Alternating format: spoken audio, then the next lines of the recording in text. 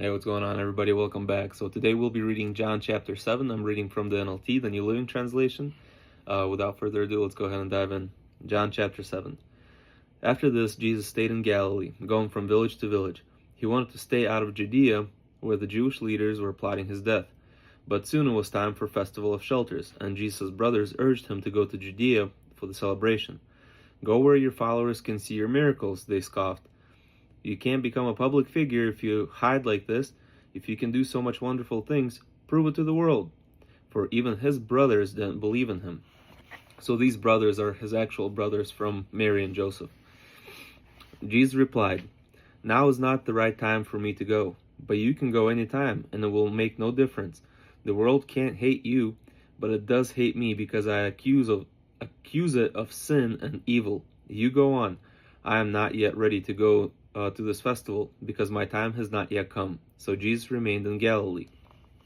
But after his brothers had left for the festival, Jesus also went, though secretly, staying out of the public view. The Jewish leaders tried to find him at the festival and kept asking if anyone had seen him. There was a lot of discussion about him among the crowds.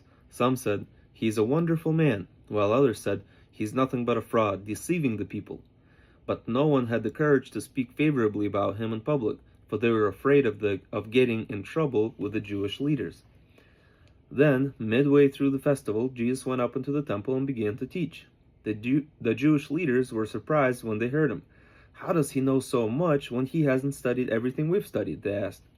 So Jesus told them, "I'm not teaching my own ideas, but those of God who sent me.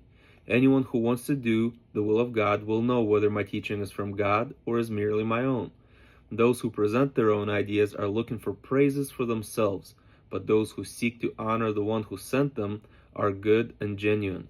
None of you obey the law of Moses. In fact, you're trying to kill me." The crowd replied, "You're demon-possessed. Who's trying to kill you?" Jesus replied, "I worked on the Sabbath by healing a man, and you were offended. But you work on the Sabbath too, when you obey Moses' law of circumcision. Actually, this tradition of circumcision is older than the law of Moses. It goes back to Abraham. For if the correct time for circumcising your son falls on Sabbath, you go ahead and do it, so as not to break the law of Moses. So why should I be condemned for making a man completely well on the Sabbath? Think this through, and you will see that I am right." Some of the people who lived there in Jerusalem said among themselves, "Isn't this the man they're trying to kill? But here he is, speaking in public, and they say nothing to him. Can it be that our leaders know that he really is the Messiah? How could he be? For we know where this man comes from. When the Messiah comes, he will simply appear. No one will know where he comes from." While Jesus was teaching in the temple, he called out, "Yes, you know me, and you know where I come from. But I represent one you don't know, and he is true. I know him because I have come from him, and he sent me to you." Then the leaders tried to arrest him, but no one laid a hand on him, because his time has not yet come. Many among the crowds in the temple believed in him. "After all," they said, "would you expect the Messiah to do more miraculous signs than this man has done?" And when the Pharisees heard that the crowds were murmuring such things, then the leading priests sent temple guards to arrest Jesus. But Jesus told them, "I will be here a little longer, then I will return to the one who sent me. You will search for me but not find me, and you won't be able to come where I am." So here he is predicting his death, and that he's going to return back to heaven, and they're going to look for him, because there will be rumors, as we've read through the other Gospels, right? There'll be people talking that, hey, Jesus has risen, and they'll look for him. They won't find him because he went back to heaven. And he's telling these Pharisees right now, like, you won't be able to make it to where I am. Pretty much saying that you guys are not making it to heaven. At least not the Pharisees. Maybe he was speaking to specific ones, I don't know, because we clearly see throughout the scripture that there are several Pharisees that, like, kind of in secret, somewhat, actually did believe in Jesus. The Jewish leaders were puzzled by this statement. "Where is he planning to go?" they asked. "Maybe he's thinking of leaving the country and going to the Jews in other lands, or maybe even the Gentiles. What does he mean when he says, 'You will search for me but not find me,' and 'you won't be able to come where I am'?" Jesus promises living water. On the last day, The climax of the festival, Jesus stood and shouted to the crowds, "If you are thirsty, come to me. If you believe in me, come and drink, for the scripture declares that the rivers of living water will flow out from within." When he said living water, he was speaking of the Spirit, who would be given to everyone believing in him. But the Spirit had not yet been given, because Jesus had not yet entered into his glory.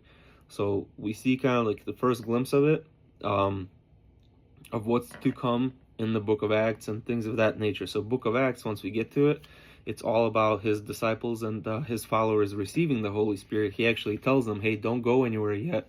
You're going to be going all throughout Israel and stuff like that, but until the Holy Spirit comes upon you, do not go anywhere. And in order for you guys to get the Holy Spirit, I have to depart, because when he was resurrected back from the dead, a lot of his disciples, they're like, no, please, like, don't go, be here with us.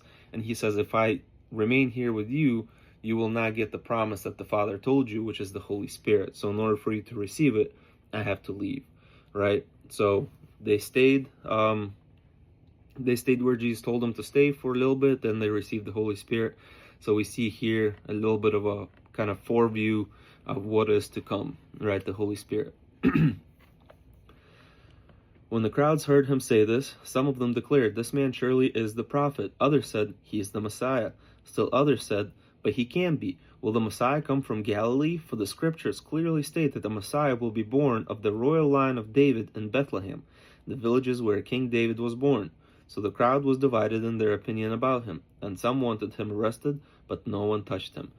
So in my earlier ones, I believe in Matthew and Mark, maybe it was Matthew and Luke, I'm not sure, but in those beginning chapters, like 1 through 3, where the lineage of Jesus is, I kind of break it down to how the lineage works, and why I think that Mary, the mother, is also descendant from King David, right? We know that Jesus was born in Bethlehem because they had to go to Bethlehem, her and her husband Joseph, in order to do pretty much like sign off that we are the residents here, this is where we come from, with the Roman government, right? So she ended up giving birth in Bethlehem. However, they left very shortly after that, so they didn't stay in Bethlehem. So there's all these prophecies that the Messiah is going to come from the line of David. He's going to be born in Bethlehem and things of that nature, which both of those happened. But again, they kind of had to sneak away, because once the ruler of that area at the time found out that, hey, there's this new Jewish king that's born, like, what is this all about? From the wise men, he pretty much ordered all the 2-year-olds and under to be killed, right? So that's why they had to flee. So the crowd was divided in their opinion about him, and some wanted him arrested, but no one touched him. The temple guards who had been sent to arrest him returned to the leading priests and Pharisees. "Why didn't you bring him in?" they demanded. "We have never heard anyone talk like this," the guards responded. "Have you been led astray too?" The Pharisees mocked. "Is there a single one of us rulers or Pharisees who believes in him? These ignorant crowds do. But what do they know about it? A curse on them anyways." Nicodemus, the leader who had met with Jesus earlier, then spoke up. "Is it legal to convict a man before he is given a hearing?" he asked. So Nicodemus, in my opinion, he was kind of like on that teetering pole. He was trying to figure out, I think he believed that Jesus was the Messiah, or maybe possibly the Messiah, but he was afraid because he was a very well-respected Pharisee at the time. He had a lot of students underneath him and things of that nature, and it would be hard to go against all of them, right? So that's why I think Nicodemus specifically is like, whoa guys, like, calm down. We need to have a trial first for him before we arrest him. That's why I think he's the only one that spoke up. They replied, "Are you from Galilee too? Search the scriptures and see for yourself. No prophet ever comes from Galilee." And then I have in the Bible here little side note here. So it says, from most of the ancient Greek manuscripts do not include John chapter 7 verse 53 through John chapter 8 verse 11. So this one is apparently not in a lot of the old Greek manuscripts, which I didn't know about, but still interesting. But I'm assuming that there's still enough of them found that decided that the information was still relevant enough to put it into the Bible. So here's John chapter 7, verse 53. Then the meeting broke up and everybody went home. That's it. Anyways, guys, next we'll be reading John chapter 8. Hopefully you guys learned something today. If you have any questions or any comments, if you'd like to discuss anything further, please make sure to throw me a comment or message me directly. I'll be more than happy to respond to you guys to the best of my knowledge. If I don't know something, I'll research it and I'll try to give you the best answer that I can. As always, guys, I love you. God bless you and your families. Hopefully I'll see you in chapter 8. Take care.